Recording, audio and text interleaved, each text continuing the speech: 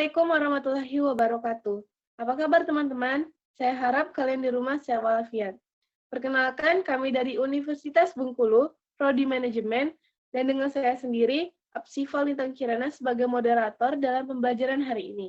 Dan saya berharap kalian dapat menikmati diskusi yang sangat menarik dan informatif yang bertemakan praktik penentuan harga dengan mata kuliah manajerial. Pada awalnya, saya akan memperkenalkan rekan-rekan saya. Yang pertama ada Ani Kamila, Mutia Rinjani, dan Anggita. Saya akan memulai diskusi yang pertama. Harga. Harga produk merupakan salah satu faktor yang penting bagi perusahaan, karena terkait strategi perusahaan untuk bertahan hidup dan untuk dapat bersaing dengan perusahaan yang lain. Lalu, jika dilihat dari sudut pandang permintaan, harga produk akan mempengaruhi jumlah produk yang akan diminta oleh masyarakat. Semakin tinggi harga suatu produk, maka masyarakat cenderung enggan untuk membeli produk tersebut. Lalu jika dilihat dari sudut pandang penawaran, penentuan harga produk akan mempengaruhi jumlah produk yang ditawarkan oleh perusahaan. Hal ini terkait dengan jumlah yang ditawarkan oleh perusahaan akan mempengaruhi biaya produksi. Lalu ada tujuan penetapan harga. Berorientasi pada laba, bahwa setiap perusahaan selalu memilih harga yang dapat menghasilkan laba yang paling tinggi atau disebut maksimalisasi laba. Lalu berorientasi pada volume, bahwa penetapan harga sedemikian rupa agar dapat mencapai tingkat volume penjualan tertentu, nilai penjualan atau pangsa pasar tertentu. Lalu berorientasi pada citra atau image, bahwa penetapan tertentu dapat membentuk citra perusahaan. Misalnya, menetapkan harga tinggi dapat membentuk citra perusahaan yang prestisius. Sementara menetapkan harga rendah memungkinkan menjaga nilai perusahaan tertentu atau menjaga harga yang terendah di suatu daerah. Lalu alat berorientasi pada stabilitas harga. Hal ini dilakukan untuk mempertahankan hubungan yang stabil antara satu perusahaan dan harga pemimpin industri atau industri leader.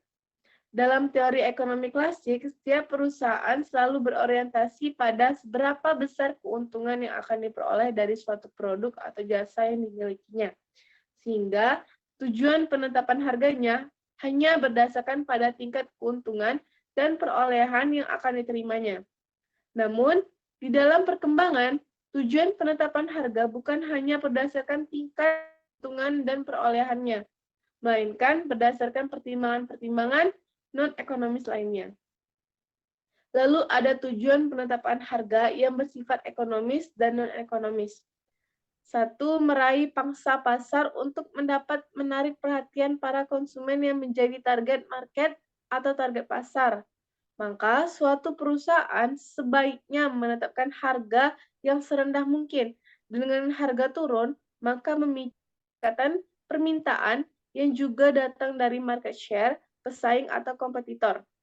Sehingga ketika pangsa pasar tersebut diperoleh, maka harga akan disesuaikan dengan tingkat laba yang diinginkan. Dua, ada return of investment atau ROI.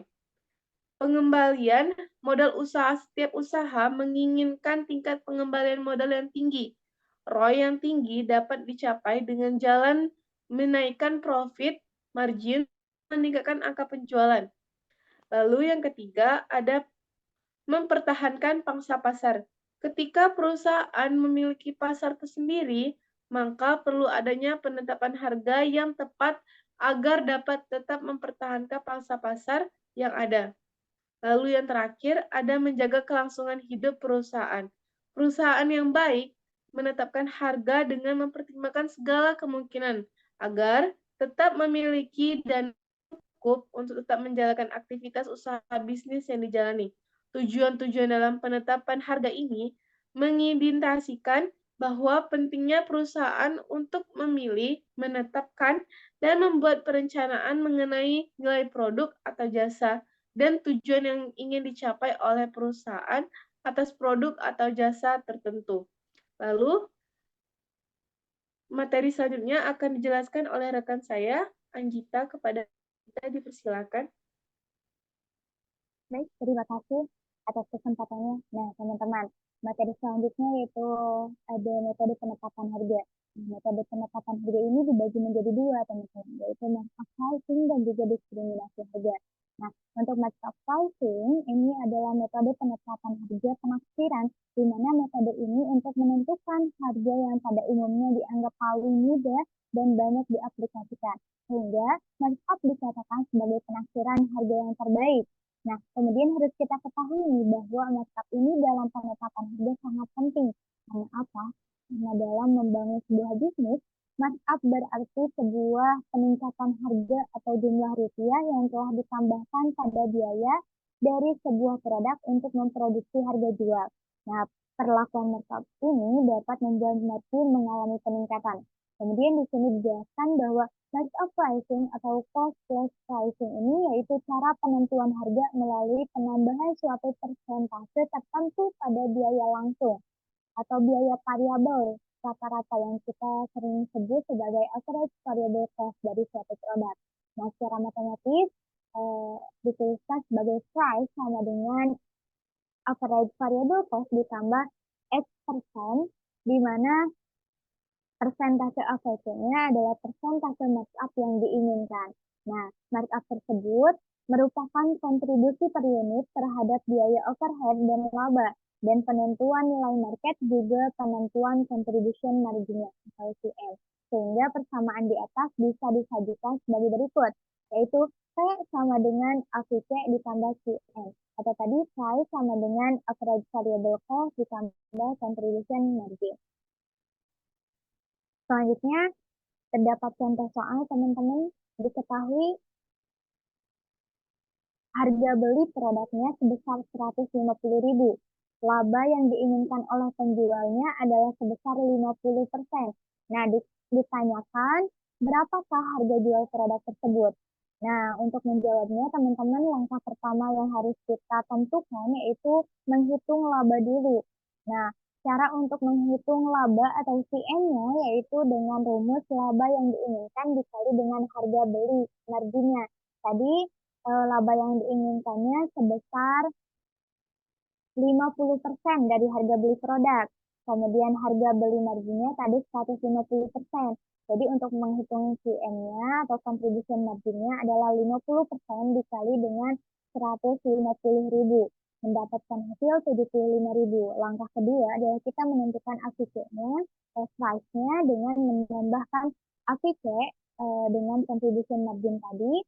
AVC-nya atau harga belinya di sini diketahui 150.000 ditambahkan dengan contribution margin sebesar 75.000, mendapatkan hasil harganya adalah 225.000 rupiah. Kemudian metode penetapan harga kedua itu adalah diskriminasi harga.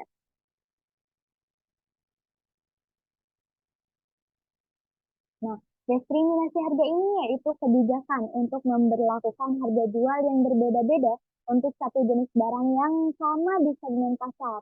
Nah, jadi diskriminasi harga terjadi jika produk yang sama dijual kepada konsumen yang berbeda dengan harga yang berbeda pula, teman-teman. Nah, diskriminasi harga dapat dipahami lebih baik apabila kita memperkenalkan konsep surplus konsumen. Surplus konsumen itu adalah di mana nilai barang dan jasa bagi para konsumen di atas atau di luar jumlah yang mereka bayarkan kepada penjual. Nah, contohnya seperti apabila ada diskon atau promosi ketika toko atau penjual menawarkan sebuah diskon untuk suatu produk, konsumen dapat membeli produk tersebut dengan harga yang lebih rendah dari harga normalnya. Nah, jika konsumen bersedia membayar harga normal, maka selisih antara harga normal dengan harga diskonnya itu merupakan surplus konsumen, teman-teman. Nah, misalnya sebuah restoran menawarkan promo makan siang dengan harga 50%, padahal teman-teman bersedia membayar 75%, maka surplus konsumen yang teman-teman dapatkan adalah 25%. 25.000. Nah, kemudian diskriminasi harga ini banyak dipakai sekarang ini, teman-teman, terutama dengan barang-barang yang sudah mudah dipindahkan dari pasar dengan harga rendah ke pasar dengan harga tinggi. Nah, ternyata apa? Praktek ini itu seringkali dapat meningkatkan kesejahteraan ekonomi. Monopolis menaikkan harga jual produk mereka dan menurunkan jumlah penjualan mereka untuk meningkatkan keuntungan sendiri. Nah, dengan melakukan hal tersebut, mereka ini mungkin bisa mendapatkan pasar untuk para pembeli yang berkeinginan kuat dan kehilangan pasar untuk pembeli yang enggan. Nah, dengan syarat untuk diskriminasi harga yang menguntungkan, dua kondisi diperlukan untuk diskriminasi harga. Yang pertama itu harus terdapat elastisitas harga dari permintaan yang berada di antara berbagai bagian pelanggan untuk satu produk tertentu. Nah, kecuali elastisitas harga itu berbeda di antara berbagai bagian pasar. Nah, untuk kedua, itu perusahaan tersebut harus mampu mensegmentasi pasar dengan mengidentifikasi bagian-bagian pasar dan mencegah pertumbuhan pelanggan dalam bagian-bagian pasar yang berbeda. Terima kasih. Sekian materi dari saya kembalikan kepada moderator.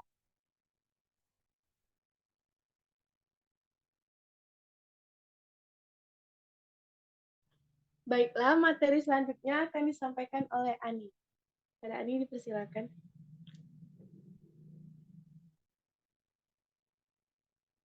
Baik, terima kasih kepada moderator.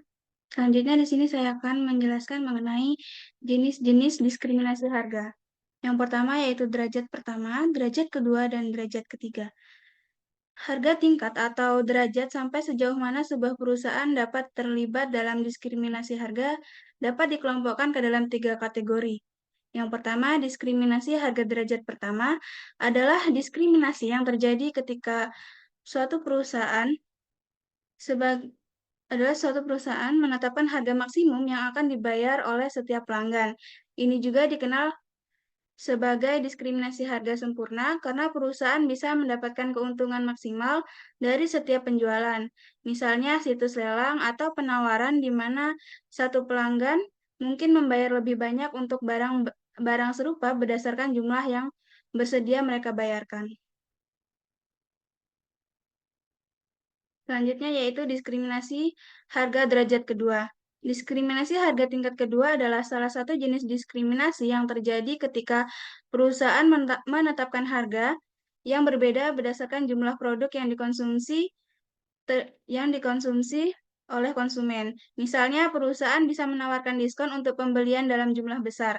Contoh lainnya seperti beli 2 dapat 3 atau program loyalitas yang memberikan diskon kepada pelanggan yang sering berbelanja. Selanjutnya yaitu diskriminasi harga derajat ketiga terjadi ketika perusahaan menetapkan harga yang berbeda untuk kelompok konsumen yang berbeda. Misalnya, perusahaan bisa menetapkan harga yang lebih rendah untuk pelajar atau lansia. Ini adalah jenis diskriminasi harga yang paling umum dan bisa dilihat di berbagai industri seperti bioskop, restoran, dan lainnya. Selanjutnya yaitu penetapan harga produk berganda. Model makroekonomi dasar dari suatu perusahaan mengasumsikan bahwa perusahaan memproduksi satu produk yang homogen.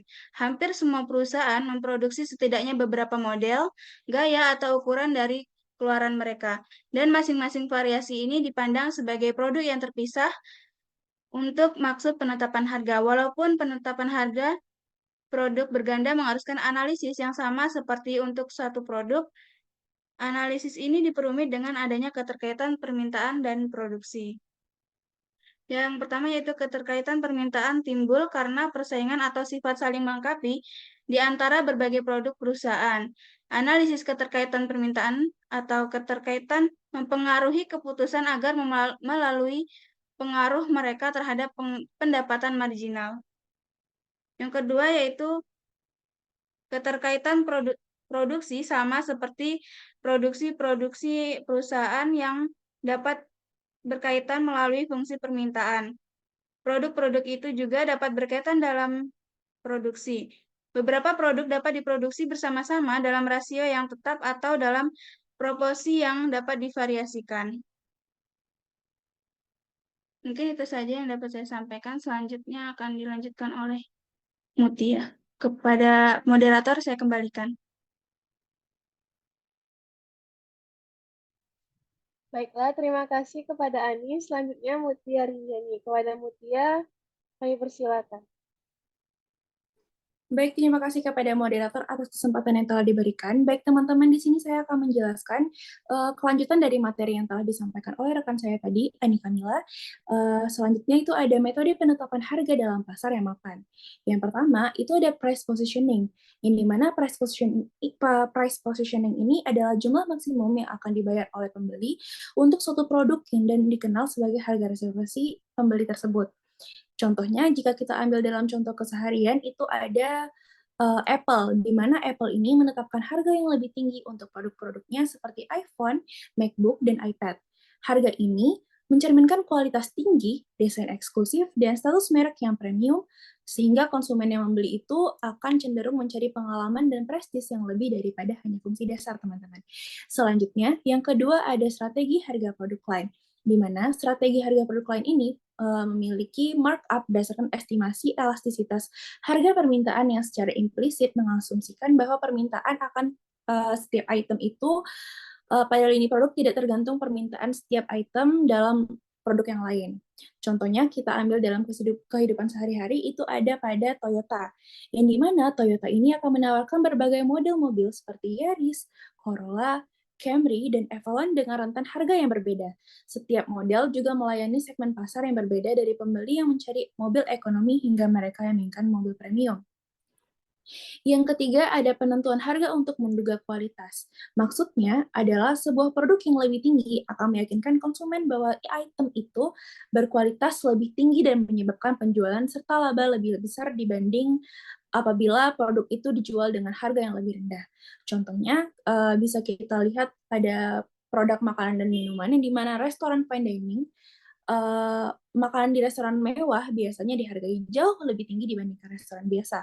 Konsumen menganggap harga yang tinggi tersebut menjamin kualitas bahan makanan, keahlian chef, serta pengalaman makan yang lebih eksklusif dan memuaskan. Dan selanjutnya ada di bidang otomotif, yang dimana bisa kita lihat pada mobil dari merek-merek seperti Mercedes-Benz, BMW, atau Tesla yang dihargai lebih tinggi dibandingkan mobil biasanya. Hal ini itu membuat konsumen percaya bahwa harga tinggi tersebut sebanding dengan kualitas yang diberikan, seperti mesin, kenyamanan, fitur keselamatan, dan juga status sosial yang dihubungkan dengan kepemilikannya. Yang keempat, itu ada penentuan harga produk dalam suatu paket. Pembandelan produk adalah praktik penjualan suatu atau lebih dari produk secara bersama-sama sebagai paket dengan harga tunggal. Penjualan dengan secara paket ini akan meningkatkan laba yang ditempuh dengan cara menaikkan harga setiap produk apabila dijual terpisah dan menawarkan bandelan sebagai suatu paket dengan suatu harga yang lebih rendah dari harga jual masing-masing komponen tersebut. Contoh dari pembandelan ini, misalnya kita sering ketemu dengan perawatan pribadi, yang dimana kayak ada paket perawatan kulit, misalnya The Body Shop atau Clinico yang sering menawarkan paket yang mencakup pembersih wajah, toner, dan pelembab dalam satu set dengan harga yang lebih ekonomis. Selanjutnya ada hiburan dan media, yang dimana sering kita jumpai itu kalau misalnya kita mau berlangganan Disney Plus, Hulu, dan ESPN Plus menawarkan paket bundling dengan harga yang lebih murah daripada berlangganan setiap pelayanan secara terpisah. Misalnya, paket bundling Disney Plus dengan satu harga langganan dalam bulanan, tahunan, dan juga beberapa jangka waktu yang lainnya. Baik, next.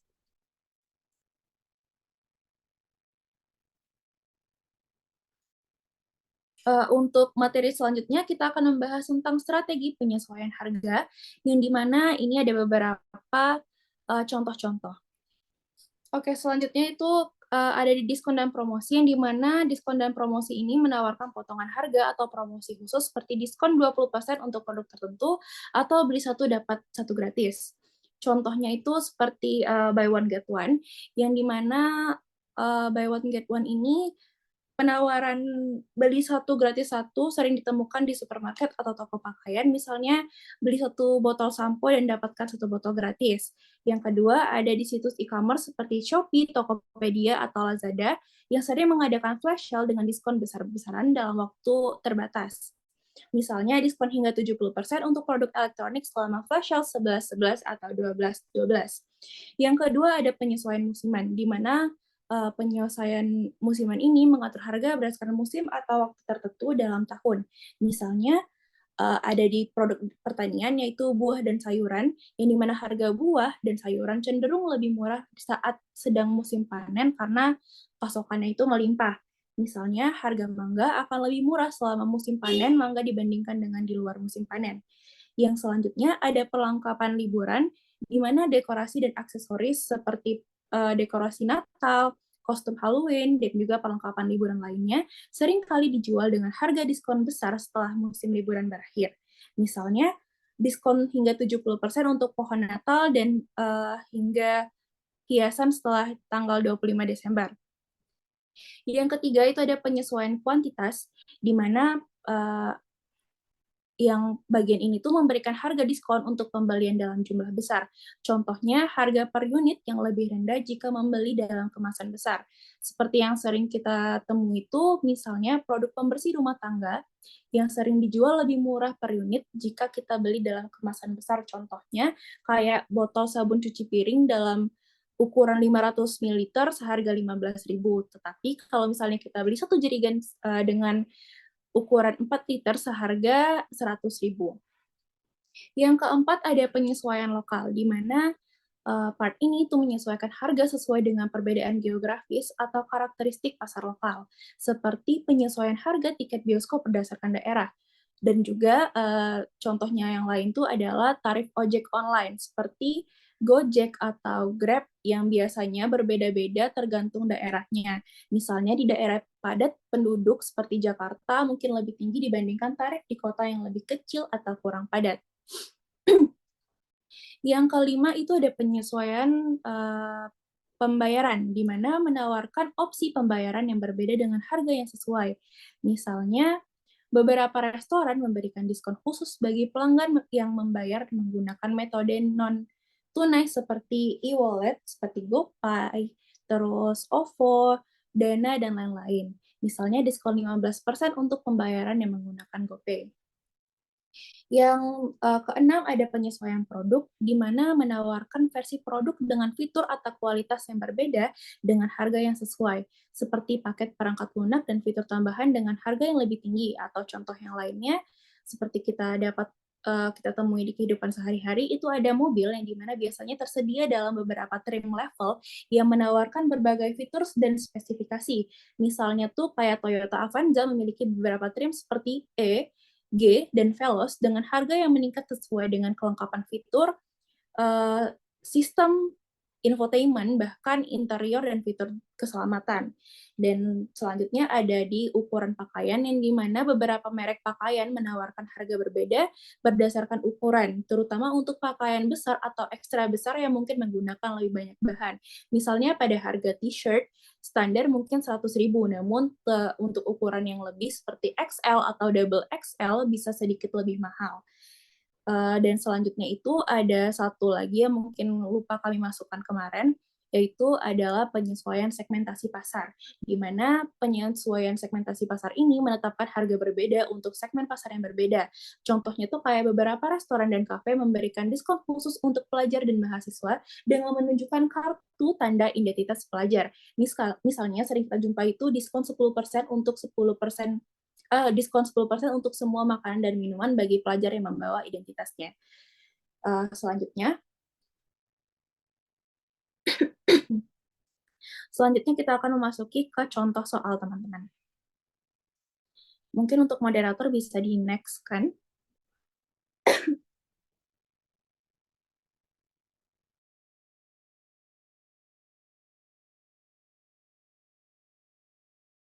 Oke, baik. Di sini tuh tertera pada soal bahwa seorang kontraktor bangunan menghitung-hitung bahwa untuk membangun dan menjual 5 buah rumah yang sejenis akan dikeluarkan sejumlah biaya dengan rinciannya sebagai berikut. Yang pertama, dia merincikan bahwa biaya materialnya itu terkeluar sebanyak 35 juta. Yang kedua itu ada biaya tenaga kerja, di mana yang mengeluarkan sejumlah uang sekitar 15 juta. Dan di bawahnya lagi ada biaya lain seperti sewa kantor, penyusutan alat-alat, gaji, pimpinan, dan sebagainya itu sebesar 10 juta. Sehingga jika kita totalkan, 35 juta ditambahkan dengan 15 juta dan 10 juta tadi adalah 60 juta. Nah, biaya total ini kita jadikan sebagai AVC. Untuk pembahasannya bisa kita lanjutkan di selanjutnya. Next.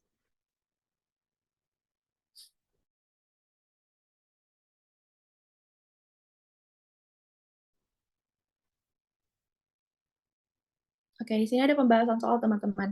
Jadi kalau kita lihat tadi itu kan ada yang diketahuinya tuh udah ada biaya material, biaya tenaga kerja, dan biaya lainnya. Terus dari ketiga biaya yang diketahui tadi kita totalkan sehingga kita mengetahui AVC-nya. Dan yang ditanya itu berapakah harga jual dan laba dari masing-masing rumah yang akan dijual apabila ia memiliki kehendak besarnya laba sebesar 20%. Jadi kita ketahui juga bahwa laba yang diinginkan oleh seorang kontraktor ini 20%. Maka untuk di pembahasan yang pertama itu adalah harga jual. Jadi seperti yang telah disampaikan oleh rekan saya tadi, Kak Anggita, di mana untuk mencari harga jual itu kita merumuskan dengan AVC ditambah dengan persen dari AVC. Jadi AVC tadi kan sudah kita ketahui 60 juta, maka kita tambahkan dari 20% dari 60 juta ini. Nah, teman-teman, 20% dari 60 juta ini kan adalah 12 juta rupiah. Maka kita tambahkan 60 juta dengan 12 juta ini sehingga kita dapatkan harga jualnya 72 juta rupiah. Untuk harga masing-masing rumah itu bisa kita dapatkan dari biaya keseluruhan dibagi dengan total rumah yang akan dijual. Untuk di soalnya tadi kan sudah tertera bahwa kontraktor ini akan menjual 5 buah rumah.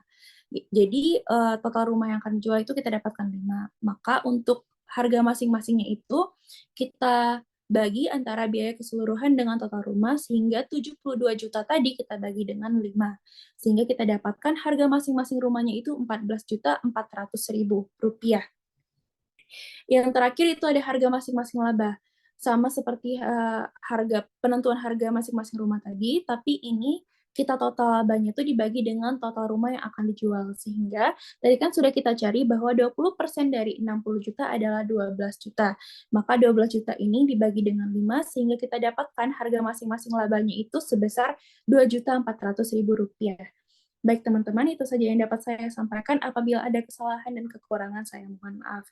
Demikian, saya kembalikan kepada moderator. Baiklah, terima kasih kepada teman-teman saya yang telah menjelaskan materi yang sangat rinci dan sangat bermanfaat untuk kita. Lebih dan kurang, saya perwakilan dari kelompok saya mengucapkan minta maaf dan kepada Allah saya mohon ampun. Kami akhiri. Wassalamualaikum warahmatullahi wabarakatuh. Waalaikumsalam. Udah selesai kok. Berapa menit itu tadi? Anjir sih. Nggak tahu.